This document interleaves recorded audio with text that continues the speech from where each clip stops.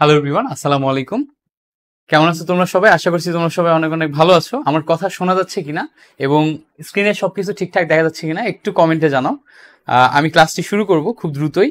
আমরা আজকে আহ, পরিমাণগত রসায়ন পর্ব 1 দেখব। পরিমাণগত রসায়নের পর্ব 1-এ আমরা এখান থেকে যে সমস্ত টাইপগুলা থেকে রেগুলারলি প্রশ্ন আসে ওই সমস্ত টাইপগুলা দেখে ফেলবো। পর্ব 1-এ আমরা প্রথম পার্টটা কভার করব, পর্ব 2-তে আমরা দ্বিতীয় পার্টটা কভার করব। আমি মোটামুটি আজকে তোমাদের ক্লাসটা নেওয়ার আগে টোটাল টপিকগুলো অ্যানালাইসিস করে আসছি এবং অ্যানালাইসিস করে যেটা দেখলাম যে এখান থেকে যে কমন কিছু কোশ্চেন আসে ওই কমন টাইপের ভিতরে কিছু টাইপ যদি তুমি পড়াশোনা করে রাখো তাহলে অনায়াসে তুমি এখান থেকে এক সেট কোশ্চেন কমন পেয়ে যাবা। সাপোজ ধরো এখান থেকে তোমার পরীক্ষায় যদি 2 সেট প্রশ্ন আসে, তো 2 সেট প্রশ্নের জন্য প্রথম সেট তুমি কিভাবে অ্যাপ্রোচ করবা ওইটার কমপ্লিট আইডিয়া পাবা হচ্ছে আজকের ক্লাসে। পাশাপাশি আজকের ক্লাসে আমরা যে সমস্ত বেসিকগুলা শিখবো এই বেসিকগুলা শিখে ফেললে তুমি সেকেন্ড ক্লাসে যে আরো দ্রুত সেকেন্ড সেটটা কভার করতে পারবা। বিশেষ করে সেকেন্ড সেটে যে তুমি ওই যে আয়ন ইলেকট্রন সমতাকরণ এবং আয়ন ইলেকট্রন সমতাকরণের মাধ্যমে যে সমস্ত ভেজাল নির্ণয়ের ম্যাথগুলো আছে ওগুলা নিয়ে তোমরা প্রবলেমে পড়ো, ওই প্রবলেমগুলো আমরা সেকেন্ড ক্লাসে দেখে ফেলবো।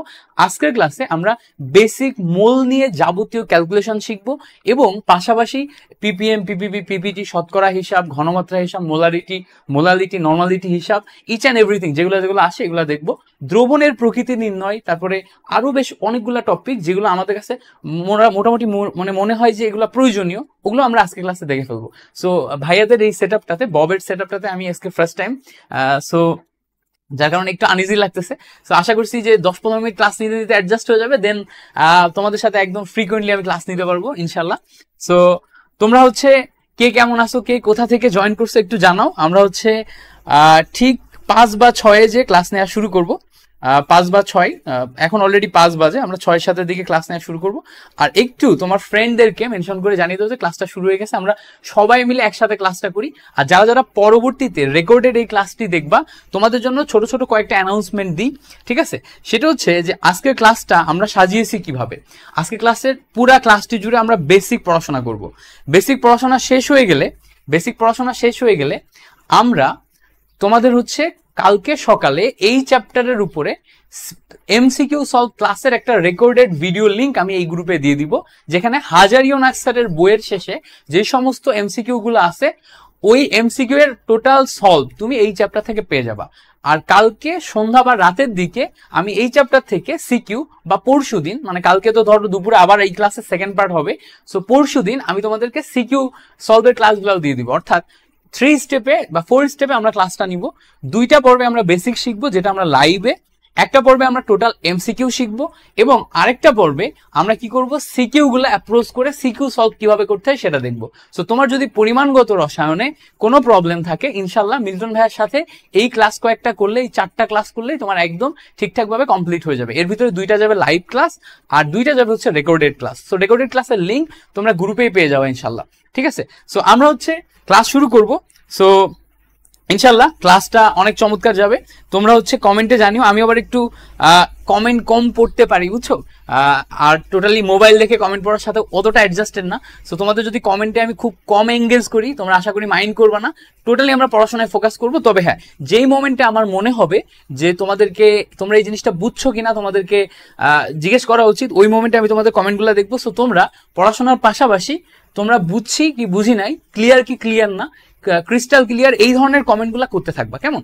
আর বাকি হচ্ছে মানে ধরো কি কয় উল্টাপাল্টা কমেন্টগুলো করা থেকে বিরত থাকবা। ওকে, সো চলো আমরা হচ্ছে ক্লাসের মেইন টপিকে চলে যাই।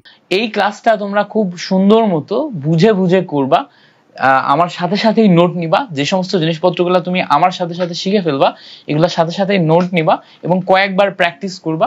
আমি টোটালি তোমার পরিমাণগত রসায়নের সমস্ত জিনিসপত্রগুলো তোমাকে সূত্রের মাধ্যমে শেখানোর চেষ্টা করব। তুমি যদি সূত্রের মাধ্যমে একবার শিখে যাও তোমার এইচএসসি বোর্ড এক্সাম, পাশাপাশি তোমার হচ্ছে অ্যাডমিশন টেস্ট, 2 জায়গাতেই তোমার জন্য অনেক হেল্পফুল হবে। প্রত্যেকটা জায়গাতে প্রত্যেকটা ম্যাথ তুমি ইকুয়েশনের মাধ্যমে, সমীকরণের মাধ্যমে চিন্তা করতে পারবা এবং সমাধান করে ফেলতে পারবা, অনায়াসে মিলে যাবে।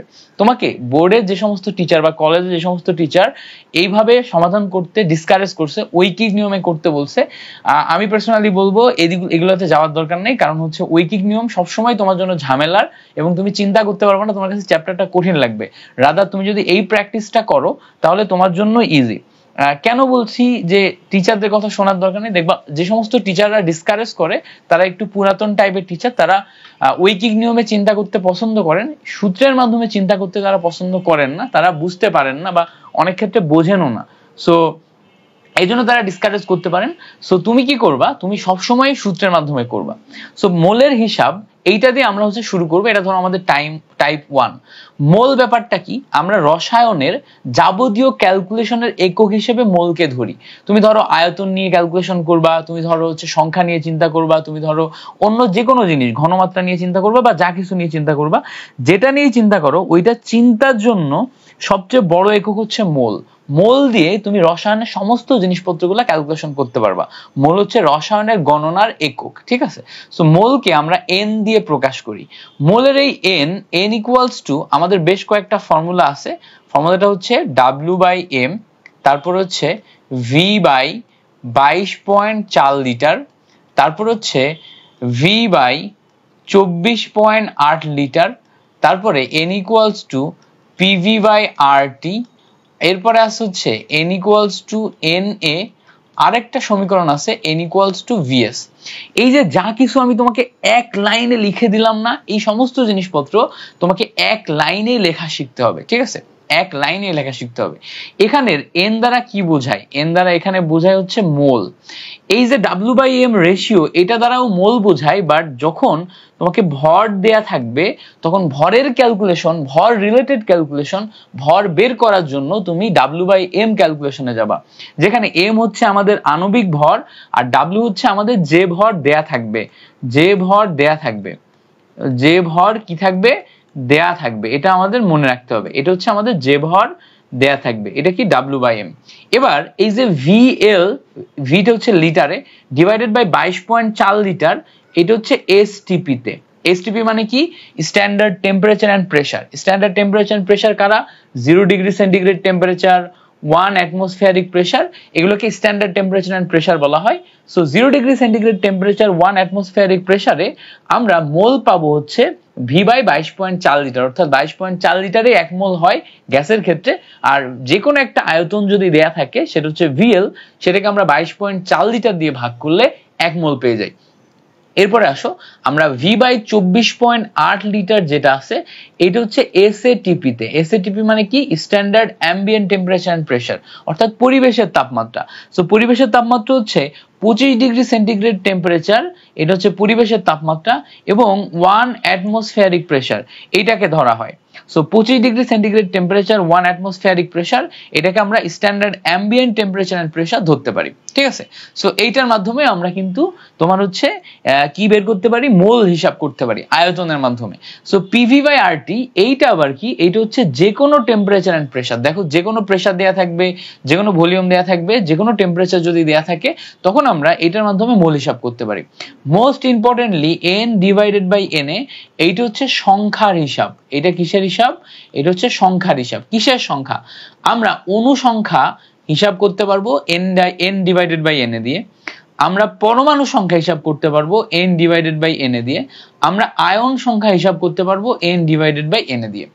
আর N ইকুয়ালস টু VS, এটা হচ্ছে ঘনমাত্রার, S হচ্ছে আমাদের ঘনমাত্রা আর V হচ্ছে আয়তন। সো ঘনমাত্রা দিয়ে আমরা যখন মোল হিসাব করব তখন আমরা এই ইকুয়েশনটা ব্যবহার করব। So that's it. এর মাধ্যমে আমরা এখান থেকে পেয়ে গেলাম যে কিভাবে আমাদের মোলের হিসাবগুলা করতে হবে। এখন যে কোনো দুইটা, ধরো আমাদের কোনো একটাতে STP তে আয়তন দেয়া আছে এবং আণবিক ভর বের করতে বলছে। সো আমরা দেখছি যে STP তে আয়তন হচ্ছে এইটা আর আণবিক ভর এইটা। সো আমাদের তখন এর ভিতর থেকে ফর্মুলা বের করে আনতে হবে W/m equals to VL divided by 22.4। এভাবে আমরা এখান থেকে যদি ফর্মুলা বের করে আনি তাহলেই কিন্তু হয়ে যাচ্ছে, ঠিক আছে? সেভাবে আমরা এখান থেকে ফর্মুলা বের করে এনে অনায়াসে কিন্তু ক্যালকুলেশনটা করে ফেলতে পারবো। That's it. সো এভাবে আমরা মোলের হিসাবটা খুব চমৎকার ভাবে করে ফেলতে পারি। এখন মোলের হিসাবের জন্য আমরা যদি কয়েকটা ম্যাথ দেখি তাহলে আরো ভালো বুঝবো। সাপোজ ধরো আমাদের কাছে এরকম একটা ম্যাথ দিয়ে দিল, যে 11 গ্রাম কার্বন ডাইঅক্সাইডে প্রথম ম্যাথ বলছে যে অনুসংখ্যা হিসাব করো, ঠিক আছে? অনুসংখ্যা হিসাব করতে বলছে। দ্বিতীয় ম্যাথ বলছে যে অক্সিজেন পরমাণু সংখ্যা কত, অক্সিজেন পরমাণু, অক্সিজেন অণু কিন্তু চাইনি, অক্সিজেন পরমাণু সংখ্যা কত এইটা চাইছে। সো তখন আমাদের এখান থেকে ক্যালকুলেশন আসতে হবে। এখন দেখো তো আমাদের কি দেয়া আছে, আমাদের বলছে যে 11 গ্রাম কার্বন ডাই অক্সাইড। সো গ্রাম দেয়া আছে, গ্রাম দেয়া মানে কি ভর দেয়া, ভর দেয়া মানে কি ডাব্লিউ দেয়া আছে। সো ডাব্লিউ দেয়া আছে, আর এখানে আমাদের দেখো অণু সংখ্যা পরমাণু সংখ্যা চাইছে, অর্থাৎ সংখ্যা চাইছে। সো যখনই আমাদের ভর দেয়া থাকবে আর সংখ্যা চাইবে তখন আমরা কোন ফর্মুলায় যাব, এই দেখো এখানে আমাদের ভর দেয়া আছে সাথে আমাদের সংখ্যা চাইছে, তার মানে কি W by M R equals to N divided by N এতে যেতে হবে। তো যখনই আমাদের এরকম ভর দেয়া থাকবে এবং সংখ্যা চাবে তখন আমাদের ফর্মুলা হচ্ছে W divided by M equals to N divided by N A, এইটা হচ্ছে আমাদের ফর্মুলা। তো এখান থেকে আমরা যদি ক্যালকুলেশন করি, দেখো ডাব্লিউ এর ভ্যালু দেয়া কত 11 গ্রাম, আর এম কত, কার্বন ডাই অক্সাইডের জন্য আণবিক ভর কত 44। সো এখান থেকে আমরা n divided by N A পাই।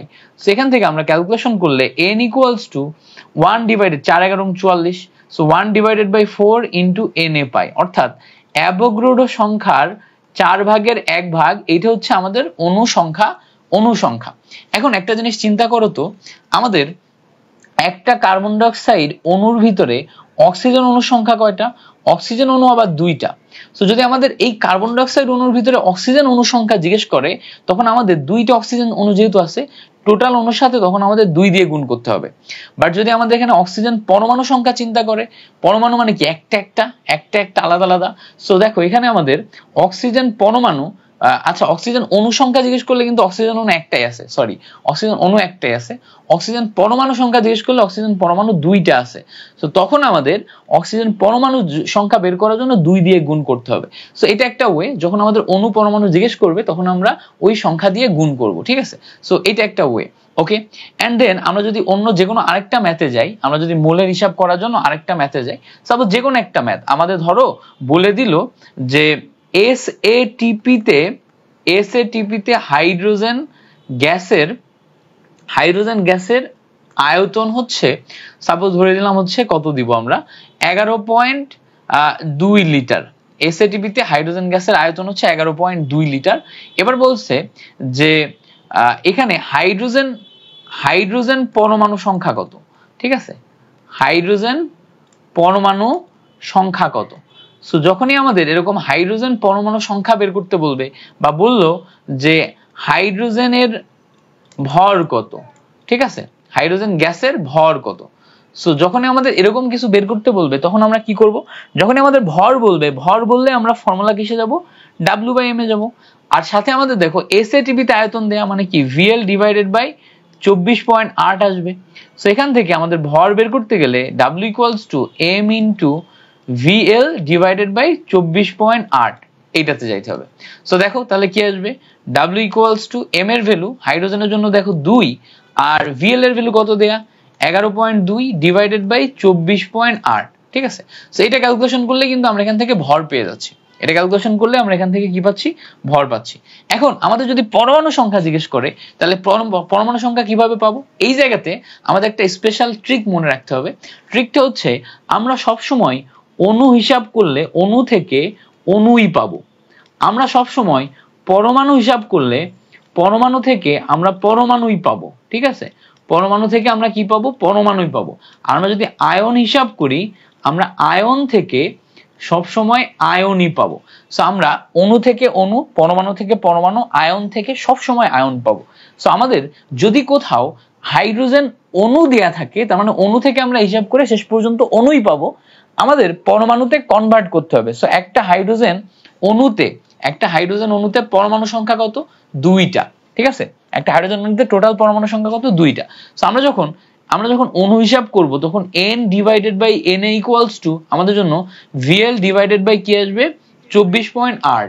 সো এখান থেকে আমরা যদি অণু সংখ্যা হিসাব করি অণু equals to na into vl মানে 11.2 ডিভাইডেড বাই 24.8 এটা আসবে। সো এখান থেকে আমরা কি পাবো, টোটাল অণু সংখ্যা পাবো। এখন এই অণু সংখ্যা পাওয়ার পরে আমরা পরমাণু কিভাবে হিসাব করব, অবশ্যই 2 দিয়ে গুণ করে আমরা পরমাণু সংখ্যা হিসাব করব, ওকে। সো আমরা 2 দিয়ে গুণ করে পরমাণু সংখ্যা হিসাব করব, দ্যাটস ইট। সো এইভাবে আমরা মোলের যে কোনো হিসাব করতে পারি এই একটা ইকুয়েশন ব্যবহার করে। ইকুয়েশনটা কি, ইকুয়েশনটা হচ্ছে খুব simple, n equals to n divided n equals to w divided by m, তারপরে হচ্ছে VL divided by 22.4 litre, VL divided by 24.8, তারপরে PV divided by RT, n divided by NA, n equals to VS। So এই একটা equation ব্যবহার করে আমরা কিন্তু পরমাণুর ক্ষেত্রে যে কোনো কিছু হিসাব করতে পারি, ঠিক আছে। এখন আমরা আরেকটা খুব ইম্পর্টেন্ট এবং ট্রিকি ম্যাথ করি, হ্যাঁ, ইম্পর্টেন্ট এবং ট্রিকি ম্যাথ করি। সো আমরা যেহেতু ব্যাটলস অফ বায়োলজিতে পড়াশোনা করছি, আমরা ব্যাটলস অফ বায়োলজি লিখি। BOB, ব্যাটলস অফ বায়োলজি লেখাটি লিখতে, ঠিক আছে। সো লিখতে, এখানে খ লিখতে, একবার লিখতে মানে কি একবার লিখতে। সো আমরা একবার লিখলাম, একবার লিখতে 5 মিলিগ্রাম, আচ্ছা 5 মিলিগ্রাম, ওকে। দেখো আমি একটু ইরেজার দিয়ে ইরেজ করি, তাহলে তোমাদেরও বুঝতে সুবিধা হবে, আমারও ভালো হবে লিখতে। সো 5 মিলিগ্রাম কার্বন ব্যবহার হলে 100 বার লিখতে কতটি পরমাণু ব্যবহার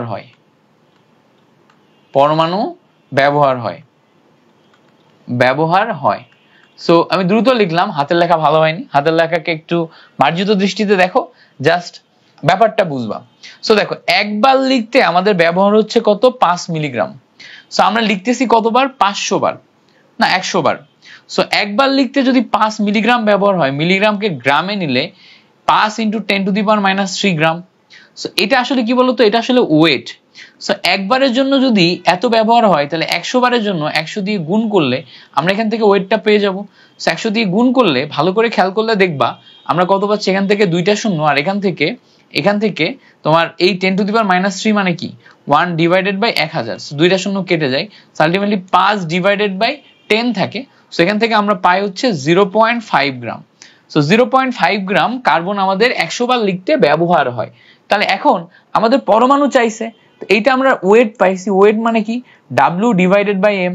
এখন পরমাণু যদি চাই, তাহলে আমরা পরমাণু পাবো কি N ডিভাইডেড বাই NA থেকে। তাহলে এখান থেকে আমরা যদি N বের করি, N ইকুয়ালস টু আসবে NA into W divided by M। So আমাদের এই যে অ্যাভোগাড্রো সংখ্যা 6.023 × 10⁻23 এর সাথে আসবে W এর ভ্যালু। W এর ভ্যালু কত, 0.5 ডিভাইডেড বাই কার্বনের সংখ্যা, কার্বনের আণবিক ভর কত, 12। তো এখান থেকে ক্যালকুলেশন করলে আমরা কিন্তু অনায়াসে বের করে ফেলতে পারবো যে কতটি পরমাণু আমরা এখান থেকে ব্যবহার করব, ঠিক আছে। আমরা কতটি পরমাণু ব্যবহার করব এখান থেকে আমরা অনায়াসে বের করে ফেলতে পারবো। সো এইভাবে অনায়াসে বের করা যায়। এখন এই ছিল হচ্ছে আমাদের মোলের একটা বেসিক ক্যালকুলেশনের হিসাব, যেটা আমরা শিখে ফেলছি। এখন আসো আমরা পরবর্তী বেসিকটা শিখি, সেটা হচ্ছে সহগ অনুপাত সূত্রের বেসিকটা কি। সহগ অনুপাত সূত্রের বেসিকটা শিখবো। সো সহগ অনুপাত সূত্রের বেসিকটা আমরা খুব জেনারেলাইজড একটা সহজ ইকুয়েশন দিয়ে প্রথমে শিখবো, তারপরে আমরা আস্তে আস্তে কঠিন ইকুয়েশনে যাব। সো ধরো তোমার কাছে একটা বিক্রিয়া দিল যে নাইট্রোজেন প্লাস 3 হাইড্রোজেন বিক্রিয়া করে অ্যামোনিয়া তৈরি করলো হচ্ছে 2 মোল। সো এইটা একটা বিক্রিয়া। আরেকটা জেনারেলাইজড বিক্রিয়া দিল যে তোমার কাছে A মোল A বিক্রিয়ক B মোল B বিক্রিয়কের সাথে বিক্রিয়া করে C মোল C বিক্রিয়ক তৈরি করছে। সো এই যে একটা ইকুয়েশন, এই ইকুয়েশন থেকে আমাদের সহগ অনুপাত সূত্র তৈরি করতে হবে। তবে একটা জিনিস মনে রাখবা, সহগ অনুপাত সূত্র হচ্ছে এমন একটা সূত্র যেটা সবসময় বিক্রিয়া সাম্য অবস্থায় হয়। বিক্রিয়া সাম্য অবস্থা মানে কি, বিক্রিয়া জেনারেল যে কোনো একটা বিক্রিয়া ঘটার পরে যদি তুমি তার সহগগুলা বা মোলের যেই সাম্য অবস্থা, মোলগুলার যে সহগগুলা যেগুলো আছে, এটা যদি সাম্য অবস্থায় তুমি না নাও, তাহলে কখনোই ওটা সহগ অনুপাত সূত্র তুমি ফেলতে পারবে না। সো কয় মোলের সাথে কয় মোল বিক্রিয়া করে কয় মোল তৈরি করে, এইটাকে ইকুয়াল করা, এটাকে আমরা বলছি সমান অবস্থা বা ইকুইলিব্রিয়াম বা সাম্য অবস্থা। সো বিক্রিয়ার উভয় সাইডে যে ব্যালেন্সিং, ইংলিশে যেটাকে ব্যালেন্সিং বলে, ব্যালেন্সিংটা করে তারপরে তোমাকে আগাতে হবে। এন্ড দেন আমরা যদি আগাই, ভালো করে খেয়াল করো, আমরা এখানে নাইট্রোজেন দেখতেছি। সো মোল নিলাম, মোলকে আমরা N দিয়ে প্রকাশ করি। কার মোল, নাইট্রোজেনের মোল। সো মোল অফ নাইট্রোজেনকে N অফ নাইট্রোজেন দিলাম। এবার আমরা মোল নিলাম, কার মোল, হাইড্রোজেনের মোল। N অফ হাইড্রোজেনকে আমরা N অফ হাইড্রোজেন দিয়ে প্রকাশ করলাম। এবার আমরা মোল নিলাম, কার মোল, অ্যামোনিয়ার মোল। অ্যামোনিয়া নিচে লিখলাম। সো আমরা প্রথমে নাইট্রোজেনের মোল নিলাম, তারপর আমরা হাইড্রোজেনের মোল নিলাম, তারপর আমরা অ্যামোনিয়ার মোল নিলাম। এখন এই যে তিনটা জিনিসের আলাদা আলাদা মোল নিলাম, এই মোলগুলাকে তাদের সামনের যে সংখ্যাগুলো আছে না, যেমন নাইট্রোজেনের আগে সংখ্যা কত 1, হাইড্রোজেনের আগে কত 3, তারপরে আমার অ্যামোনিয়ার আগে কত 2। সো এই যে আমরা হচ্ছে নাইট্রোজেনের আগে মোল পাচ্ছি, হাইড্রোজেনের আগে মোল পাচ্ছি, অ্যামোনিয়ার আগে মোল পাচ্ছি, যার যার সামনের মোল সংখ্যাকে তার এই মোল সংখ্যা দিয়ে যদি ডিভাইড করি, যার যার মোল সংখ্যাকে তার এই নিচের মোল সংখ্যা দিয়ে যদি ডিভাইড করলে যে অনুপাতটা ক্রিয়েট হয়, এই অনুপাতটা পরস্পর সমান। এই অনুপাতটা কি? পরস্পর সমান। এই জিনিসটাকেই বলা হচ্ছে সহগ অনুপাত সূত্র। এটাকে আমি যদি এই সাইডে একটু আইডেন্টিফাই করে লিখি, দেখো n অফ a মানে a এর মোল, n অফ b মানে b এর মোল, n অফ c মানে c এর মোল। সো যার যার মোল তার সামনে সহগ দিয়ে ডিভাইড হবে, সো যার যার মোল তার সামনে সহগ দিয়ে যদি আমরা ডিভাইড করি, যেমন দেখো এখানে a দিয়ে ডিভাইড করছি, b কে b দিয়ে, c কে c দিয়ে, তাহলে এরা পরস্পর সমান হয়ে যায়। এই যে পরস্পর সমান হয়ে যায়, এইটাকেই বলে হচ্ছে সহগ অনুপাত সূত্র। এই সহগ অনুপাত সূত্র তুমি যদি একবার ডেভেলপ করতে পারো, তাহলে এখান থেকে তুমি যা কিছু ক্যালকুলেশন করতে পারবা। আবার বলি, এই সহগ অনুপাত সূত্র তুমি যদি ডেভেলপ করতে পারো, তাহলে এখানে তুমি যা কিছু ক্যালকুলেশন করতে পারবা। যেমন ধরো এরকম বললো যে আমাদের হচ্ছে এসটিপি তে এরকম বলে দিল, এসটিপি তে 5.4 লিটার হাইড্রোজেন, হ্যাঁ 5.4 লিটার হাইড্রোজেন দিয়ে কত গ্রাম এই অ্যামোনিয়া প্রডিউস করা সম্ভব। সো কত গ্রাম অ্যামোনিয়া প্রডিউস করা সম্ভব। সো ভালো করে খেয়াল করলে দেখবা আমাদের এখানে নাইট্রোজেনের সাথে হাইড্রোজেন বিক্রিয়া করে অ্যামোনিয়া প্রডিউস করছে, তাই না? নাইট্রোজেনের সাথে হাইড্রোজেন বিক্রিয়া করে অ্যামোনিয়া প্রডিউস করছে। এই যে অ্যামোনিয়া প্রডিউস করলো, দ্যাট মিন্স আমাদের এখানে হাইড্রোজেনের যে আয়তন সেইটা দেয়া আছে, আর বের করতে বলছে অ্যামোনিয়ার ভর কত। সো আমাদের এই জায়গাতে নাইট্রোজেন, হাইড্রোজেন, অ্যামোনিয়া তিনটার সাথেই সম্পর্ক প্রথম স্থাপন করা যাবে সহগ অনুপাত সূত্র দিয়ে। সো আমরা প্রথমে নাইট্রোজেন, হাইড্রোজেন, অ্যামোনিয়া তিনটার সাথে সম্পর্ক স্থাপন করছি। এরপরে আমরা দেখলাম এদের ভিতরে আমাদের শুধু দুইটা জিনিস লাগবে, একটা হচ্ছে হাইড্রোজেন আর একটা হচ্ছে অ্যামোনিয়া। সো যেহেতু হাইড্রোজেন লাগবে, আমরা কি করলাম, প্রথমে n of hydrogen divided by 3 এটাকে আলাদা করে নিলাম, আর n of ammonia divided by 2 এটাকে আলাদা করে নিলাম। সো আমরা এই দুইটা জিনিসকে আলাদা করে নিছি। এখন যখন আমরা আলাদা করে নিছি, তখন এখন আমরা এই সহগটাকে প্রথমে আলাদা করে সামনে লিখবো। এবার দেখো তো এই জায়গাতে n অফ হাইড্রোজেন না, হাইড্রোজেন এখানে কি দেয়া আছে দেখো তো, এসটিপি তে আয়তন। এখন তুমি মোল সংখ্যার বেসিক ফর্মুলায় কি পড়ছিলা, এসটিপি তে আয়তন v বাই 22.4 লিটার। সো এই জায়গাতে এখন আমরা vl ডিভাইডেড বাই 22.4 লিটার লিখতে পারি। কার ক্ষেত্রে? এই টোটালটা হচ্ছে আমার হাইড্রোজেনের ক্ষেত্রে, ঠিক আছে? এবার এই জায়গার হাফকে আবার তুমি আলাদা করে বাইরে বের করে নাও। এবার অ্যামোনিয়ার ক্ষেত্রে আমার কি ভর বের করতে বলছে না? সো ভর বের করার ফর্মুলা কি? আমার মোল থেকে ভর বের করার ফর্মুলা কি ছিল? W divided by m। So এই জায়গাতে আমরা লিখতে পারি W divided by m, and এই জায়গাতে আমাদের টোটাল যৌগটা কি দেখো, অ্যামোনিয়া। সো এখন দেখো এই জায়গাতে এই VL এর ভ্যালু অলরেডি আমরা জানি, কত বলতো, 5.4, তাই না? 5.4 দেয়া ছিল। সো আমরা যদি এই সাইডে ক্যালকুলেশন করি, আমরা একটা পাবো 1/3 into 5.4 divided by 22.4 litre equals to 1/2 into W divided by ammonia. অ্যামোনিয়ার আণবিক ভর কত? অ্যামোনিয়ার আণবিক ভর হচ্ছে নাইট্রোজেন 714 আর 3 17। সো এখান থেকে আমি যদি ক্যালকুলেশন করলে অনায়াসে এখান থেকে কি এখন W এর ভ্যালু বের করা সম্ভব। এই 2 উপরে যে গুণ হবে, এই 17 উপরে যে গুণ হবে, W এর ভ্যালু বের করা সম্ভব। এই যে W এর ভ্যালু বের করলাম, এটা কিন্তু টোটালি আমি সহগ অনুপাত সূত্র দিয়ে করছি, টোটালি সহগ অনুপাত সূত্র দিয়ে। So that's it. সো এখন আমরা এখান থেকে কি বুঝতে পারলাম, আমরা সামারি করি একটু। আমরা বুঝতে পারলাম যে n of a divided by a, n of b divided by b, আর n of c divided by c, এই যে একটা সূত্র পেলাম, এই সূত্রের এই মোল দিয়ে আমরা চাইলে যে কোনো ফর্মুলাতে যেতে পারি। কোন ফর্মুলাতে? ওই যে n ইকুয়ালস টু আমাদের w ডিভাইডেড বাই m, তারপর হচ্ছে n ডিভাইডেড বাই na, তারপর হচ্ছে pv ডিভাইডেড বাই rt, তারপর হচ্ছে vl ডিভাইডেড বাই 22.4 লিটার, তারপর হচ্ছে vl divided by 24.8 litre, n equals to vs। So যে কোনো ফর্মুলাতে আমরা কিন্তু এই জায়গা থেকে শিফট করে করে চলে যেতে পারি। সো এই যে যাওয়াটাকে আমাদের বলতেছে হচ্ছে সহগ অনুপাত সূত্র। সো অন্য যে কোনো একটা ইকুয়েশনকে সহগ অনুপাত সূত্রে তুমি কি লিখতে পারবা? লিখতে তোমার পারা উচিত এখন। যেমন ধরো আমি যদি এখন তোমাকে বলি যে KClO3 এইটাকে তুমি যদি হিট দাও, হিট দিলে KCl প্লাস O2 তৈরি হয়, সহগ অনুপাত সূত্র লিখো। তুমি কি সরাসরি সহগ অনুপাত সূত্র লিখলে এটা হবে? উত্তর হচ্ছে না ভাইয়া, সরাসরি সহগ অনুপাত সূত্র লিখলে হবে না। কেন? কারণ হচ্ছে এখানে ব্যালেন্স নাই, এখানে কোনোভাবেই কারোর সাথে কেউ ব্যালেন্স নাই। এখানে দেখো অক্সিজেন আছে 3টা, এখানে আছে 2টা। সো ব্যালেন্স করতে হবে আমাকে। ব্যালেন্স কিভাবে করব? এর সামনে যদি 3 দিই আর এর সামনে যদি 2 দিই, তাহলে দেখো অক্সিজেন ব্যালেন্স হয়ে গেছে। বাট এখন আমাদের ক্লোরিন এবং পটাশিয়াম বেশি হয়ে গেছে। ক্লোরিন হয়ে গেছে 2টা, পটাশিয়াম হয়ে গেছে 2টা। তাহলে ব্যালেন্স করার জন্য কি দিব? সামনে দিব 2। সো এখন যদি আমরা ক্লোরিন এন্ড পটাশিয়াম এই দুইটাকে ব্যালেন্স করি, তাহলে এখান থেকে কিন্তু আমরা সহগ অনুপাত সূত্র শিখে গেলাম। সো এই যে সহগ অনুপাত সূত্রটা শিখে গেলাম, এই সহগ অনুপাত সূত্র দিয়ে এখন আমরা অনায়াসে সামনে আগাইতে পারবো। ঠিক আছে? সো এই যে সহগ অনুপাত সূত্র নিয়ে আমরা সামনে আগাবো। এখন কিভাবে আগাবো দেখো, প্রথমে লিখবো n of KClO3 divided by 2। তাহলে যার মোল তার সহগ ডিভাইড করলে যে অনুপাতটা পাবো এটা equals to n of KCl, ঠিক আছে, ডিভাইডেড বাই এখানেও 2 যাবে, equals to n of oxygen divided by 3। So এই যে সহগ অনুপাত সূত্রটা লিখলাম, এটা থেকে এখন আমরা যে কোনো কিছু বের করতে পারবো। এখান থেকে আমরা ভর বের করতে বললে ভর বের করতে পারবো, আমরা যদি সংখ্যা বের করতে বললে সংখ্যা বের করতে পারবো, আয়তন বের করতে বললে আয়তন বের করতে পারবো। এখান থেকে আমাদের যদি ঘনমাত্রা বের করতে বললে আমরা ঘনমাত্রা বের করতে পারবো। সো এখন আমরা যে কন্ডিশনে পৌঁছাই গেছি, এখান থেকে আমরা যা কিছু বের করতে পারবো। সো এটাই ছিল হচ্ছে আমাদের সহগ অনুপাত সূত্রের বেসিক।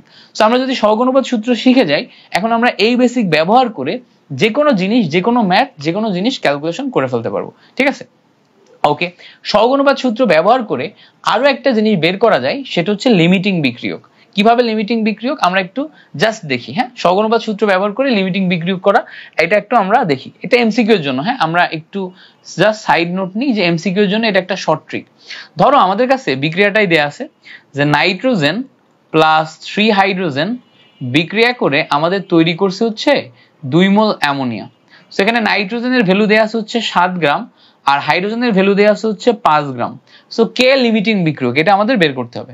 সো আমাদের বেসিক ফর্মুলা অনুযায়ী n of nitrogen divided by 1 equals to হওয়ার কথা n of hydrogen divided by 3। So এখন এই জায়গাতে আমরা যদি ভ্যালুগুলা বসায় যার মোল সংখ্যা কম হবে বা যার অনুপাত কম হবে, সে হবে হচ্ছে লিমিটিং বিক্রিয়ক। সো অনুপাত কার কম হবে? অনুপাত কিভাবে বের করবো এটা আমরা এখন দেখি। সো অনুপাত বের করা কিভাবে দেখবো আমরা? সো আমরা প্রথমে 1/1 রাখলাম। এবার নাইট্রোজেনকে ভাঙলে যেহেতু ভর দেয়া আছে W/M পাবো। So W equals to 7 and দেখো M এর ভ্যালু কত? নাইট্রোজেন 714। সো এটা আমাদের ক্যালকুলেটর লাগবে, ক্যালকুলেটর দিয়ে আমরা বের করব। এখন দেখো হাইড্রোজেনের ক্ষেত্রে এটা 1/3 রেখে দিলাম। W/M যদি করি, হাইড্রোজেনে দেখো 5 গ্রাম দেয়া আছে আর হাইড্রোজেনের আণবিক ভর 2। সো দেখো এই সাইডে একটা অনুপাত পাইছি আর এই সাইডে একটা অনুপাত পাইছি। সো 7 ডিভাইডেড বাই 14 অনুপাত করলে কত আসে? হাফ মোল। আর এখানে দেখো কত আসে, এখানে আমাদের এখন অনুপাত আসবে হচ্ছে 5 ডিভাইডেড বাই 6 মানে হচ্ছে 0.83 মোল। সো এই সাইডে আসে 0.5 আর এই সাইডে আসে হচ্ছে 0.83। বলো তো কে বড় কে ছোট? সো এই সাইডটা বড় না আর এই সাইডটা ছোট না। সো যে ছোট সে আগে শেষ হয়ে যাবে। সো এইটা যেহেতু ছোট আগে শেষ হয়ে যাবে, দ্যাট মিনস নাইট্রোজেন আমাদের বিক্রিয়াতে আগে শেষ হয়ে যাবে, হাইড্রোজেন পরে শেষ হবে। এই যে নাইট্রোজেন বিক্রিয়াতে আগে শেষ হয়ে গেল, এইভাবে আমরা জাস্ট অনুপাতে বসিয়ে কে ছোট কে বড় সেটা দেখে বলতে পারবো যে এ হচ্ছে আমাদের লিমিটিং বিক্রিয়ক। সো এখান থেকে আমরা লিমিটিং বিক্রিয়ক কাকে পাবো? লিমিটিং বিক্রিয়ক পাবো হচ্ছে আমরা নাইট্রোজেনকে। সো এটা একটা সহজ ট্রিক, আমাদের সহগ অনুপাত সূত্র ব্যবহার করে লিমিটিং বিক্রিয়ক বের করা। এটা এমসিকিউ এর জন্য অ্যাপ্লাই করবা তোমরা। যে কোনো এমসিকিউ এই ট্রিকটা ব্যবহার করে অ্যাপ্লাই করলেই তুমি পারবা। তুমি আমার এই বেসিক ক্লাসটা করো, এই বেসিক ক্লাসটা করার পরে আমার এমসিকিউ সলভ ক্লাস করো, সিকিউ সলভ ক্লাস করো, তোমার এই চ্যাপ্টার থেকে কিচ্ছু বাদবে না, দেখে নিও, কিচ্ছু বাদবে না। সো আমরা মোটামুটি সহগ অনুপাত সূত্র পর্যন্ত বুঝে ফেলছি। এন্ড দেন এরপরে আমরা আসবো হচ্ছে মোলারিটিতে। সো এখন আমরা মোলারিটি পার্টটা বসে সুন্দর করে বোঝার চেষ্টা করবো এন্ড মোলারিটির ফর্মুলাগুলো ডেভেলপ করার ট্রাই করব। সো মোলারিটি পার্টটাতে আসি। মোলারিটির বেসিক সংজ্ঞা কি বলতো? মোলারিটির বেসিক সংজ্ঞা হচ্ছে যে 1 লিটার দ্রবণে দ্রবীভূত দ্রবের মোল সংখ্যাই হচ্ছে আমাদের মোলারিটি। সো নির্দিষ্ট তাপমাত্রা ও চাপে প্রতি লিটার দ্রবণে কত মোল দ্রব দ্রবীভূত আছে, কত মোল কি বলতো দ্রব দ্রবীভূত আছে, সেটাই হচ্ছে আমাদের মোলারিটি। সো আমরা এখান থেকে দেখি যে ভি লিটার দ্রবণে আমাদের এন মোল দ্রব দ্রবীভূত হয় এবং 1 লিটার দ্রবণে আমাদের এন ডিভাইডেড বাই ভিএল দ্রব দ্রবীভূত হয়। সো 1 লিটার দ্রবণে যেহেতু এন ডিভাইডেড বাই ভিএল দ্রব দ্রবীভূত হয়, এটাকে আমরা মোলারিটি বলি। সো আমাদের এখান থেকে বেসিক ফর্মুলা আসে S equals to N divided by VL. So এখান থেকে আমরা বেসিক ফর্মুলাগুলো কিন্তু ডেরিভেশন করতে পারি। এখন ডেরিভেশনের আগে শর্টকাটটা দেখি। n ইকুয়ালস টু ভিএস, এটা পাওয়া যায় না যেখানে ভি হচ্ছে লিটারে। So n equals to VS, এইটা কিন্তু হচ্ছে n ইকুয়ালস টু ভিএস, এইটা কিন্তু হচ্ছে আমাদের ওই মোল সংখ্যা নির্ণয়ের একটা ফর্মুলা ছিল, যেটা খুব ইম্পর্টেন্ট একটা ফর্মুলা ছিল আমাদের জন্য, ঠিক আছে। এখন এই জায়গা থেকে আমরা বাকি ফর্মুলাগুলোও প্রতিপাদন করতে পারবো। কিভাবে? দেখো S ইকুয়ালস টু ওই উপরের n কে ভাঙলে আমরা w ডিভাইডেড বাই m পাই। দেখো n কে ভাঙলে আমরা কি পাই? w ডিভাইডেড বাই m পাই। আর এই যে VL কে আমরা যখন মিলিলিটারে কনভার্ট করব, সো মিলিলিটার ডিভাইডেড বাই 1000 হবে। সো মিলিলিটার ডিভাইডেড বাই কি হবে? 1000 হবে। এই যে মিলিলিটার ডিভাইডেড বাই 1000 হলো, এখান থেকে আমরা যদি এখন উল্টায় পাল্টায় দিই, তখন আমরা পাবো কি 1000 w ডিভাইডেড বাই ml, ঠিক আছে। অর্থাৎ আমাদের এখান থেকে ফর্মুলা আসতেছে, মোলারিটির ফর্মুলা আসতেছে S equals to 1000 w divided by mvl। So এই যে মোলারিটির যে ফর্মুলাটা পেলাম, এইটা দিয়েই আমরা সব হচ্ছে ক্যালকুলেশন করে ফেলতে পারবো। এটাই হচ্ছে তোমার ঘনমাত্রা বের করার সবচেয়ে অপটিমাম ফর্মুলা। এই ফর্মুলাটা তুমি মুখস্থ করবা, এটা দিয়ে সমস্ত জিনিসপত্র তুমি ক্যালকুলেশন করতে পারবা। সো এইটা প্রথমত তোমাকে মুখস্থ করতে হবে। সো ধরো আমি ধরে নিলাম তোমার কাছে এটা মুখস্থ হয়ে গেছে। এখন এইটা যদি মুখস্থ হয়ে যায়, এটা দিয়ে কিভাবে তুমি ম্যাথগুলা করতে পারবা। দেখো আমরা একটু ম্যাথ বের করা শিখি। আমাদের বললো যে 53 gram sodium carbonate Na2CO3 250 ml দ্রবণে থাকলে, ঠিক আছে, ঘনমাত্রা কত? সো দেখো এই যে প্রশ্নটা দিলাম, 53 গ্রাম সোডিয়াম কার্বনেট 250 ml দ্রবণে থাকলে ঘনমাত্রা কত সেটা বের করতে বলছে। সেখানে 53 গ্রাম দেয়া মানে কি W দেয়া, 250 ml দেয়া মানে কি VML দেয়া, ঠিক আছে। ঘনমাত্রা মানে কি S চাইছে। সো আমাদের ফর্মুলা ছিল কি S equals to 1000 W divided by mv, এটা হচ্ছে কিসে? ml এ। সো এখানে আমরা যদি 1000 W লিখি, W এর ভ্যালু দেখো 53 গ্রাম দেয়া আছে। আণবিক ভর সোডিয়াম কার্বনেটের জন্য আণবিক ভর কত বলতো? 106 ইনটু আমাদের ভলিউম দেয়া আছে দেখো কত? 250। সো এখান থেকে যদি আমরা কাটাকাটি করি, তাহলে দেখো 53 থেকে এটা কাটলে 2 আসে, এটা দিয়ে এটা কাটলে কত আসে? 4 আসে। সো এটা দিয়ে এটা কাটলে আলটিমেটলি আমাদের 2 মোলারিটি ঘনমাত্রা আসে। সো এই যে 2 মোলারিটি ঘনমাত্রা আসলো, এই 2 মোলারিটি ঘনমাত্রা দেখে আমরা আবার বিভিন্ন টাইপের দ্রবণের নামকরণ করতে পারবো। সো দেখো যে কোনো ম্যাথ যদি আমাদের করতে বলে, এই ফর্মুলা থেকে আমরা কিন্তু অনায়াসে বের করতে পারি। কিভাবে? আমাদের এখানে কি কি দেয়া আছে সেটা আমাদের আইডেন্টিফাই করতে হবে, করে ফর্মুলায় বসাতে হবে, বসালে আমরা পেয়ে যাবো ইজিলি। এখন তাহলে আমাদের কোনটা কি সেটা জানতে হবে। সো ফর্মুলাটা আমরা মুখস্থ করব। এখন একটু আমাদের মনে রাখতে হবে, কখনো কখনো দ্রবণের ক্ষেত্রে এরকম ভর বের করতে বলতে পারে এবং দ্রবণের নাম বলে দিতে পারে। যেমন দেখো, যদি কোনো দ্রবণের ঘনমাত্রা 1 মোলারিটি হয়, তখন দ্রবণের নাম বলা হয় হচ্ছে মোলার দ্রবণ। এটা একটু নোট নাও, এটার নাম কি? এটার নাম হচ্ছে আমাদের মোলার দ্রবণ। যদি কখনো কোনো দ্রবণের ঘনমাত্রা 1 মোলারিটি হয়, তখন সেটাকে বলা হয় মোলার দ্রবণ। যদি কখনো 0.5 মোলারিটি হয়, তখন সেটাকে আমরা বলি হচ্ছে সেমি মোলার দ্রবণ, ঠিক আছে। এটাকে কি বলে? সেমি মোলার দ্রবণ। আচ্ছা, এখন যদি কখনো কোনো দ্রবণের ঘনমাত্রা 0.1 মোলারিটি হয়, 0.1 মোলারিটি হয়, এটাকে বলে হচ্ছে ডেসিমোলার দ্রবণ, ঠিক আছে। এটাকে কি বলে? এটাকে বলে হচ্ছে ডেসিমোলার দ্রবণ। আর যদি কখনো কোনো দ্রবণের ঘনমাত্রা 0.01 মোলারিটি হয়, তখন এইটাকে বলে হচ্ছে সেন্টিমোলার দ্রবণ। এটাকে কি বলে? সেন্টিমোলার দ্রবণ। সো আমরা কি কি দেখলাম? আমরা মোলার দ্রবণ দেখলাম, সেমিমোলার, ডেসিমোলার, সেন্টিমোলার, এই 4 ধরনের দ্রবণ আমরা দেখলাম। সো আমাদের বিভিন্ন সময় বিভিন্ন টাইপের দ্রবণ দেয়া থাকতে পারে, সেটার উপর ডিপেন্ড করে জিজ্ঞেস করতে পারে। যেমন ধরো বললো যে 0 পয়েন্ট না, বললো হচ্ছে যে 100 ml দ্রবণে ডেসিমোলার দ্রবণ, 100 ml দ্রবণে ডেসিমোলার সোডিয়াম হাইড্রোক্সাইড থাকলে, হ্যাঁ, কত ভরের সোডিয়াম হাইড্রোক্সাইড উপস্থিত ছিল। সো আমাদের এখানে ভর চাইছে। সো ডেসিমোলার মানে কি? ডেসিমোলার মানে হচ্ছে S ইকুয়ালস টু 0.1। আচ্ছা, ভি ml কত দেয়া আছে? দেখো 100 ml দেয়া আছে, VML 100 ml দেয়া আছে। এবার সোডিয়াম হাইড্রোক্সাইডের আণবিক ভর আমরা বের করতে পারবো। সোডিয়াম হাইড্রোক্সাইড আণবিক ভর সম্ভবত 40। সো এখান থেকে এখন কিন্তু আমরা অনায়াসে W এর ভ্যালু বের করতে পারবো। সো এরকম বিভিন্ন জিনিসপত্র বিভিন্ন সময় আমাদের কাছে দেয়া থাকতে পারে, যার উপর ডিপেন্ড করে আমরা কিন্তু অনায়াসে বের করতে পারি কি? আমরা অনায়াসে বের করতে পারি হচ্ছে মোলারিটি। সো আমরা এইভাবে মোলারিটির ম্যাথগুলা কিন্তু অনায়াসে করে ফেলতে পারি। এরপরে আসে আমাদের জন্য পরবর্তী কনসেপ্ট হচ্ছে মোলালিটি। মোলালিটি মানে কি? মোলালিটি মানে হচ্ছে 1000 গ্রাম দ্রাবকে, আগে কি দেখছি আমরা? 1000 ml দ্রাবকে দেখছি না? 1000 ml দ্রবণে দেখছি না? এখন বলছে যে 1000 গ্রাম দ্রাবকে যত মোল দ্রব দ্রবীভূত অবস্থায় থাকে, যত মোল দ্রব, তাহলে দ্রব থাকে কিসে? মোলে। সো এখান থেকে আমরা যদি দেখি মোলালিটির ক্ষেত্রে SM ইকুয়ালস টু আমাদের ফর্মুলা আসে 1000 W ডিভাইডেড বাই MW।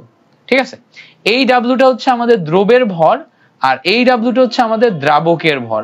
ঠিক আছে, তো এই জায়গাতে এই যে মোলালিটি যেহেতু টোটালটাই ভরের উপর ডিপেন্ডেন্ট, এই জন্য মোলালিটি দ্রবণের ঘনমাত্রা, ঠিক আছে, বা মোলালিটি তোমার হচ্ছে তাপমাত্রার উপর নির্ভর করে না, কারণ এখানে কোনো আয়তন নাই। আচ্ছা, একটু আজান দিচ্ছে, আমি একটু হালকা ব্রেক নিব, ব্রেক নিয়ে তারপরে আবার তোমাদের ক্লাসটা রেকর্ড করব। ঠিক আছে, সো আজানের জন্য একটা ব্রেক নিয়ে আবার সো চলো আমরা পরবর্তীতে আবার শুরু করি। পরবর্তী অংশটা দেখি যে কি কি আমাদের লাগবে, কিভাবে লাগবে। সো এইটা হচ্ছে আমাদের মোলালিটি। মোলালিটি জাস্ট এইটুকু বেসিক জানলেই হচ্ছে যে আমাদের formula S equals to 1000 W divided by MW। ঠিক আছে, এবং মোলারিটি এবং মোলালিটির ভিতরে পার্থক্য কি? মোলারিটি এবং মোলালিটির ভিতরে পার্থক্য হচ্ছে মোলালিটি তাপমাত্রা নির্ভরশীল নয়, তাপমাত্রা নির্ভরশীল নয়। কারণ কি? কারণ হচ্ছে মোলালিটিতে কোনো আয়তন থাকে না, যেহেতু মোলালিটিতে কোনো আয়তন থাকে না, সো তাপমাত্রা পরিবর্তন করলে আয়তনের কোনো পরিবর্তন সম্ভব হয় না। কিন্তু মোলারিটি যদি আমরা দেখি, মোলারিটিতে যেহেতু আয়তন আছে, মোলারিটির বেসিক ফর্মুলা কি ছিল? S equals to 1000 W divided by MV। So এখানে যেহেতু আয়তন আছে, এটা তাপমাত্রা নির্ভরশীল, আর যেহেতু তাপমাত্রা নির্ভরশীল, এখানে তাপমাত্রা পরিবর্তন করলে আয়তনের পরিবর্তন হয়ে যায়। সো মোলালিটি এবং মোলারিটির ভিতর পার্থক্য, এটা কিন্তু আমাদের খ নাম্বার কোশ্চেনে আসে। ঠিক আছে, সো যেহেতু এটা খ নাম্বার কোশ্চেনে আসে, এই প্রশ্নটার উত্তর আমি তোমাদেরকে শিখিয়ে দিলাম। তোমরা এটা দুইটা ফর্মুলাকে আলাদা আলাদা ভাবে লিখবা, দুইটা আলাদা আলাদা করে সংজ্ঞা লিখবা, লিখে ব্যাখ্যা করে ফেলবা। ঠিক আছে, আচ্ছা, এরপরে আসো নরমালিটি ব্যাপারটা। সো আমরা নরমালিটির খুব ডিপে যাব না, নরমালিটি ডিপে যাওয়া যায় এবং নরমালিটি নিয়ে অনেক ম্যাথ ট্যাথ করা যায়। আমরা জাস্ট নরমালিটির বেসিকটা শিখবো। ঠিক আছে, সো নরমালিটির বেসিক হচ্ছে, ভালো করে বুঝবা, আগে আমরা তুল্য সংখ্যা ব্যাপারটা বুঝি। তুল্য সংখ্যা ব্যাপারটা হচ্ছে যে যার যা কিছু আছে তাই তার তুল্য সংখ্যা। এইটার কথাটার মানে কি? এই কথাটার মানে হচ্ছে, ধরো যে কোন একটা অ্যাসিড তুমি নিছো, সো অ্যাসিড কি হাইড্রোজেন প্লাস আয়ন ডোনেট করতে পারে। সো অ্যাসিড যেহেতু হাইড্রোজেন প্লাস আয়ন ডোনেট করতে পারে, সো HCl এর ক্ষেত্রে যেহেতু একটা হাইড্রোজেন প্লাস আয়ন ডোনেট করতে পারবে, তুল্য সংখ্যা 1। সালফিউরিক অ্যাসিডের ক্ষেত্রে দেখো এর দুইটা হাইড্রোজেন প্লাস আয়ন ডোনেট করতে পারবে, তুল্য সংখ্যা 2। ক্ষারের ক্ষেত্রে সোডিয়াম হাইড্রোক্সাইড ক্ষার একটা OH মাইনাস ডোনেট করতে পারে, তুল্য সংখ্যা 1। তারপরে ম্যাগনেসিয়াম হাইড্রোক্সাইড ক্ষার এই দুইটা ডোনেট করতে পারে, তুল্য সংখ্যা 2। সো এভাবে যার যা কিছু আছে তাই তার তুল্য সংখ্যা। ঠিক আছে, অর্থাৎ যে কয়টা ডোনেট করতে পারে বা ছাড়তে পারে সেটাই তার তুল্য সংখ্যা।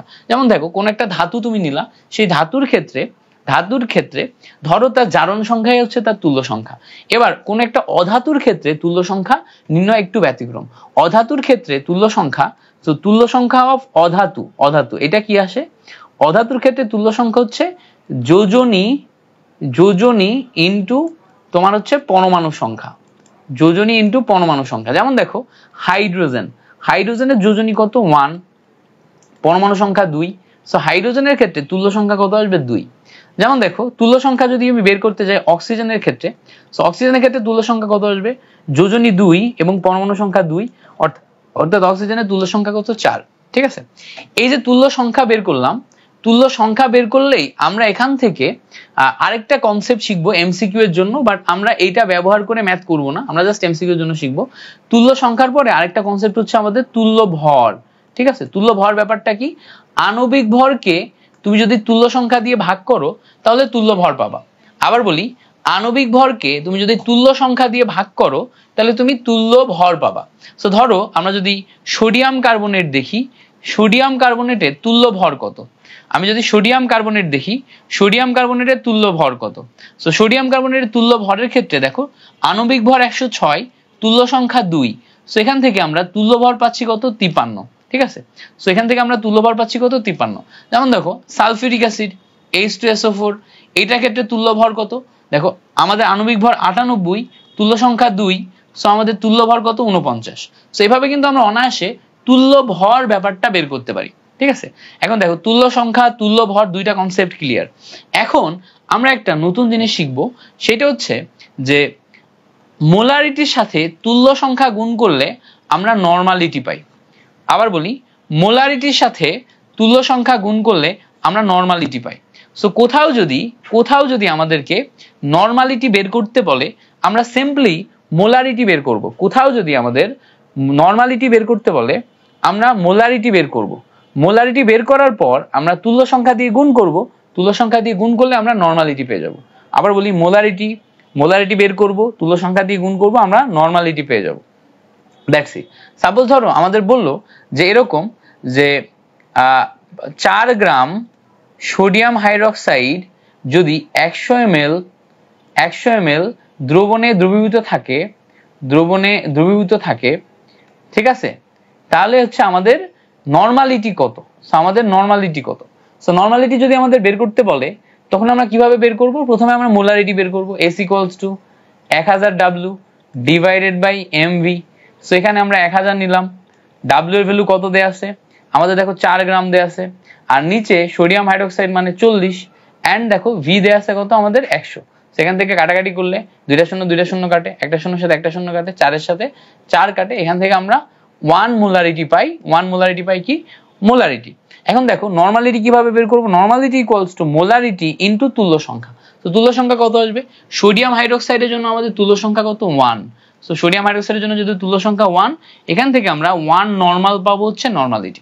সো এইভাবে যদি কোথাও আমাদের মোলারিটি বের করতে মানে নরমালিটি বের করতে বলে আমরা মোলারিটি বের করে নরমালিটিতে কনভার্ট করব। আবার কোথাও যদি আমাদের নরমালিটির ইনফরমেশন দিয়ে মোলারিটি বের করতে বলে, সো আমরা নরমালিটি থেকে মোলারিটিতে সরাসরি এই ইকুয়েশন থেকেই কনভার্ট করে ফেলতে পারবো। ঠিক আছে, সো এইটা হচ্ছে একটা ট্রিক, যেটার মাধ্যমে আমরা নরমালিটি ব্যাপারটা এটার সাথে অ্যাডজাস্ট করি। ঠিক আছে, সো নরমালিটি ব্যাপারটার সাথে অ্যাডজাস্ট করি।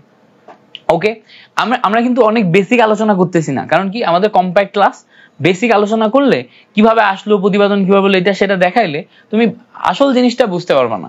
সো এখানে তুমি কি করবা, জাস্ট এই শর্টকাট ট্রিকটা মেথডটা ব্যবহার করবা। ঠিক আছে, ওকে, এই শর্টকাট ট্রিক বা মেথডটা ব্যবহার করলাম। এখন আমরা পরবর্তীতে শতকরা ঘনমাত্রায় আসি। এইটা ছিল কিন্তু আমাদের নরমালিটির টপিক, এই জায়গা থেকে কেটে দাও। এটা হচ্ছে টপিক ছিল আমাদের নরমালিটি, আমি এটার PDF দিব তোমাদের। সো নরমালিটি PDF যেহেতু দিব, সো একটু লিখে দিলাম। এবার আসো শতকরা ঘনমাত্রায়। সো শতকরা ঘনমাত্রা ব্যাপারটা কি, দেখো কোথাও যদি আমাদের এরকম উল্লেখ থাকে যে 5%, এটা দ্বারা বোঝায় হচ্ছে শতকরা ঘনমাত্রা। 5% মানে হচ্ছে 5 ডিভাইডেড বাই 100। উপরের 5 দ্বারা বোঝায় হচ্ছে W, আর নিচের 100 দ্বারা বোঝায় হচ্ছে V। অর্থাৎ 5 গ্রাম 100 ml। ঠিক আছে, সো 5% মানে হচ্ছে 5 ডিভাইডেড বাই 100, 5 গ্রাম 100 ml। আবার বলি, 5 divided by 100, 5 gram 100 ml। So যদি আমাদের কোথাও x% দেয়া থাকে, দ্যাট মিন্স কি x ডিভাইডেড বাই 100, তার মানে x গ্রাম আছে কত, 100 ml। আবার বলি x gram 100 ml। So that's it, x gram 100 ml।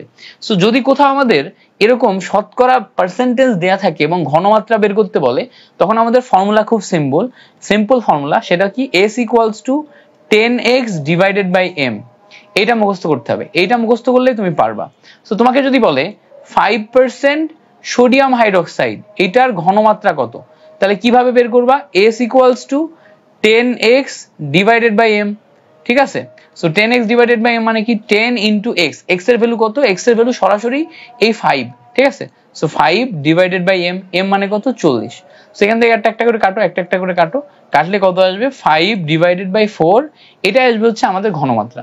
So এইভাবে কিন্তু আমরা শতকরা ঘনমাত্রা বের করি অনায়াসে এই ফর্মুলা দিয়ে। আবার ধরো যদি এরকম বলে যে 0.5 মোলারিটি সোডিয়াম কার্বনেটের শতকরা ঘনমাত্রা বের করো। সো 0.5 মোলারিটি সোডিয়াম কার্বনেটের শতকরা ঘনমাত্রা যদি বের করতে বলে, তো আমাদের ফর্মুলা হচ্ছে S = 10x divided by m। So x এর ভ্যালু কি আসবে? x এর ভ্যালু আসবে হচ্ছে sm ডিভাইডেড বাই 10। সো এখান থেকে আমরা জাস্ট sm ডিভাইডেড বাই 10 করলেই এই যে x এর ভ্যালু পাবো, x এর ভ্যালুটাই হচ্ছে আমাদের শতকরা ঘনমাত্রা, x এর ভ্যালুই আমাদের শতকরা ঘনমাত্রা। সো s এর ভ্যালু কি আছে দেখো তো, s এর ভ্যালু আমাদের জন্য দেয়া আছে হচ্ছে, s এর ভ্যালু আমাদের দেখো সোডিয়াম কার্বনেট 106 এন্ড m এর ভ্যালু হচ্ছে 106 আর s এর ভ্যালু দেখো 0.5 ডিভাইডেড বাই 10। সেখান থেকে আমরা অনায়াসে করে ফেলতে পারতেছি। এই যে 0.5 মানে কি 1/2, এটা দিয়ে এটা কাটো আসে হচ্ছে আমাদের 53, এটা দিয়ে এটা কাটো আসে দেখো হচ্ছে 5.3। সো এটা থেকে আমরা 5.3% পাচ্ছি। কি পাচ্ছি? 5.3%। এভাবে কিন্তু আমরা অনায়াসে শতকরা ঘনমাত্রা বের করে ফেলতে পারি। যে কোনো জায়গায় আমাদের যদি শতকরা ঘনমাত্রা বের করতে বলে তাহলে আমরা কিভাবে বের করব? S = 10x divided by m, এইভাবে বের করব, এই ফর্মুলা দিয়ে বের করব। সব সময় আমরা এই ফর্মুলাটা ব্যবহার করব। এই ফর্মুলা ব্যবহার করে আমরা কিন্তু অনায়াসে শতকরা ঘনমাত্রা বের করতে পারি। ঠিক আছে, এরপরে আসো হচ্ছে আমাদের ppm ppb ppt এই টপিকটাতে। সো ppm ppb ppt এই টপিকটা আমরা কিভাবে শিখবো এটা একটু দেখি। দেখো ppm মানে হচ্ছে, সব সময় মনে রাখবা, ppm মানে হচ্ছে parts per million, parts per million. ঠিক আছে, এখন এর মানে কি? মিলিয়ন মানে হচ্ছে 10⁶। 1 মিলিয়ন সাবস্ক্রাইবার শুনছো না, মানে কি 10 লাখ, 10⁶ মানে হচ্ছে 10 লাখে একটা। একদিন আমারও ইনশাআল্লাহ 1 মিলিয়ন সাবস্ক্রাইবার হবে। হ্যাঁ, একদিন হবে, এই বছরে হবে না সামনের বছর হবে। সো এর মানে হচ্ছে যে 10 মিলিয়ন বা 1 মিলিয়ন বা 10 লাখে একটা। সো তুমি ধরো আমার 1 মিলিয়ন সাবস্ক্রাইবার এবং তার ভিতরে তুমি একজন। হ্যাঁ, তার মানে কি? তার মানে তুমি হচ্ছে 1 ppm। 1 ppm কেন? কারণ তুমি হচ্ছে 10⁶, মানে 10 লাখে একজন। ঠিক আছে, এই যে 10 লাখে একজন, এইটা একটা রেশিও। এই রেশিওটাকে 1/10⁶ বলা হয়। এই রেশিওটাকে 1/10⁶ বলা হয়। সো এই রেশিওটা আমরা যদি ঘনমাত্রার ক্ষেত্রে অ্যাপ্লাই করতে যাই, তখন আমরা উপরে দিব w, নিচে দিব হচ্ছে v। ঠিক আছে, সেই যে উপরে ডাব্লুটাকে যদি আমরা মিলিগ্রাম আকারে নিই আর নিচে ভলিউমটাকে যদি আমরা ভি আকারে দিই, সো এই মিলিগ্রাম পার তোমার হচ্ছে ভলিউম লিটার নিই, সো এই মিলিগ্রাম পার লিটারের যে রেশিও সেটা হয় হচ্ছে আমাদের 1/10⁶ এই রেশিওতে। সো আমরা যখনই মিলিগ্রাম পার লিটার রেশিওটা ব্যবহার করি, এইটার মানেই হচ্ছে ppm, কারণ এটাই মানেই হচ্ছে তোমার হচ্ছে পার্টস পার মিলিয়ন। ঠিক আছে, সো মিলিগ্রাম পার লিটার রেশিওটা ব্যবহার করা মানেই কি? ppm। সো আবার একটু আমরা এই জায়গাতে রিক্যাপ করি। সো আমাদের এখানে যদি কোথাও তোমার হচ্ছে ppm কথাটা বললেই সেখানে আমরা কিসে যাব? মিলিগ্রাম ডিভাইডেড বাই লিটারে যাব। ঠিক আছে, এটা কই থেকে আসতেছে? এটা এই জায়গা থেকে আসতেছে। সো এই যে ppm মানেই হচ্ছে আমাদের milligram divided by litre. So কোথাও যদি আমরা মিলিগ্রাম ডিভাইডেড বাই লিটারে কনভার্ট করতে পারি, সেটার মানে হচ্ছে ppm। এখন আমরা একটা মোলকে মিলিগ্রাম ডিভাইডেড বাই লিটারে কনভার্ট করে আমরা ppm এ নিয়ে যাব। এখন এটা আমরা নিয়ে যাওয়া শিখবো। সো আমরা একটু দেখি পরের টপিকে। সো ধরো আমাদের কাছে n মোল আছে। সো n মোল এইটাকে আমরা এখন হচ্ছে ppm এ নিয়ে যাব। ঠিক আছে, সো এখন n মানে কি? n মানে হচ্ছে আমাদের w ডিভাইডেড বাই m না, w divided by m। So এই জায়গা থেকে ভালো করে খেয়াল করো, আমরা যদি w এর ভ্যালু বের করি, সো w এর ভ্যালু হচ্ছে n ইনটু m। সো যখন n এর ভ্যালু ছিল তখন আমাদের ইউনিট কি ছিল? মোলে ছিল। বাট যখন w এর ভ্যালু হয়েছে তখন এই দুইটা গুণ করে এখন আমরা ইউনিট পাচ্ছি কি বলতো? গ্রামে না, কারণ ওয়েট কি? ওয়েট হয় গ্রামে। ঠিক আছে, ওয়েট কি? ওয়েট হয় গ্রামে। সো এখন আমরা এটা পাচ্ছি হচ্ছে গ্রামে। এখন বলো তো S মানে কি? S মানে ঘনমাত্রা। ঘনমাত্রা মানে কি বলতো?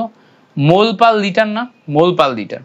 এখন এই মোলটাকে আমরা যদি গ্রামে কনভার্ট করতে চাই, তাহলে কিভাবে কনভার্ট করব? দেখো তো, মোলের সাথে জাস্ট আণবিক ভর গুণ করলে আমরা এখানে গ্রামে কনভার্ট করে ফেলতে পারবো। সো মোলের সাথে যদি আমরা আণবিক ভর m গুণ করি, তখন এটা হয়ে যায় আমাদের গ্রাম ডিভাইডেড বাই লিটার। সো মোলের সাথে আণবিক ভর গুণ করলাম, আমাদের হয়ে গেল কি গ্রাম ডিভাইডেড বাই লিটার। সো এখন এইটাকে গ্রাম ডিভাইডেড বাই লিটার থেকে যদি আমরা মিলিগ্রাম ডিভাইডেড বাই লিটারে কনভার্ট করতে চাই, সো গ্রাম থেকে মিলিগ্রামে নিতে গেলে আরো 1000 দিয়ে গুণ করতে হবে, তখন এটা হয়ে যাবে হচ্ছে milligram divided by litre. So এই যে এই অংশটা, এইটাকে তখন আমরা ppm বলতে পারি। তাহলে ppm মানে কি, sm into 10 to the power 3, sm into 10 to the power 3। So আমাদের সবসময় ফর্মুলা মনে রাখতে হবে যে ppm এর ফর্মুলা হচ্ছে sm into 10 to the power 3, অর্থাৎ sm into 10 to the power 3 করলে আমরা ppm পেয়ে যাব। ঠিক আছে, আমরা ppm পেয়ে যাব। ওকে, গ্রেট।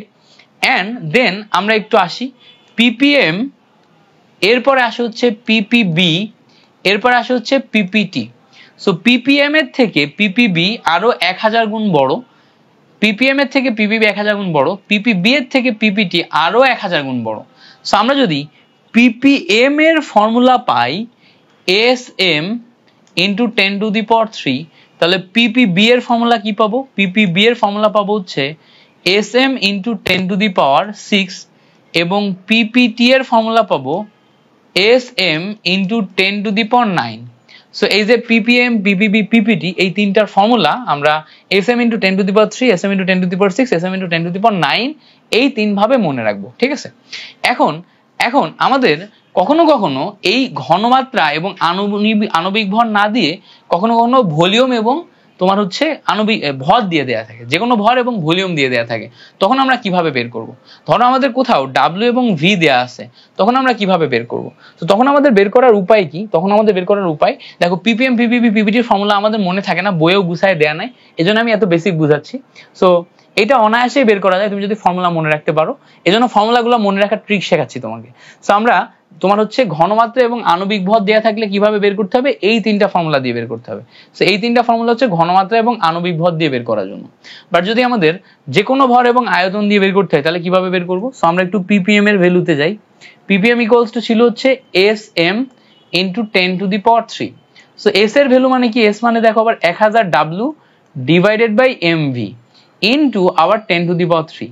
সো দেখো কাটাকাটি করলে কি আসে, ঠিক আছে, এই জায়গাতে আমাদের একটা m আর একটা এক্সট্রা ছিল। সো এই m আর এই m কেটে যায়, কেটে গেলে দেখো w ডিভাইডেড বাই v থাকে ইন্টু এখান থেকে 1000 আর এখান থেকে 1000, 10 টু দি পাওয়ার 6 তৈরি হয়। সো এখান থেকে আমরা ppm এর নতুন ফর্মুলা পাচ্ছি, ppm equals to w by v equals to 10 to the power 6। আর এখান থেকে যদি আমরা ppb বের করি, তাহলে w by v into 10 to the power কত আসবে, 9 আসবে। ppt করলে এইটাই w by v into 10 to the power 12 আসবে। ঠিক আছে, so w by v 10 to the power 12। So 6, 9, 12 এই তিনটা ফর্মুলা আমরা যদি w বাই v ফরম্যাটে কোনো কিছু ক্যালকুলেশন করি, তাহলে আমরা এইটার মাধ্যমে বের করতে পারবো। ঠিক আছে, সো এই ফর্মুলাগুলো আমাদেরকে মনে রাখতে হবে আমাদের ফাইনালে ম্যাথ করার জন্য। ঠিক আছে, সো আমরা সিকিউ এমসিকিউ বেস যখন ম্যাথ করব না, সিকিউ সলভ ক্লাস দিব, কালকে সকালেই তোমরা পেয়ে যাবা। এমসিকিউ সলভ ক্লাস দিব, কালকে সকালেই তোমরা পেয়ে যাবা। সো এমসিকিউ সলভ ক্লাসের জন্য তুমি ইউটিউবে যে লিখবা যে মিল্টন খন্দকার পরিমাণগত রসায়ন ওয়ান শট এমসিকিউ, তাহলেই তুমি পেয়ে যাবা। ঠিক আছে, সো তাহলে তুমি কি পাবা, মিল্টন ভাইয়া পরিমাণগত রসায়ন ওয়ান শট এমসিকিউ। হ্যাঁ, এভাবে লিখলেই তুমি হচ্ছে আমার এমসিকিউ সলভ ক্লাসও পেয়ে যাবা, কালকে আপলোড দিয়ে দেবো ইনশাল্লাহ। সো আশা করছি এই জিনিসটা বুঝতে পারছো কিভাবে কি করলাম। অ্যান্ড দেন আমরা পরবর্তী টপিকে যদি যাই, পরবর্তী টপিকটা কি, এই জায়গাতেই আমরা ppmটাই তোমার হচ্ছে শতকরা দিয়েও বের করতে পারি।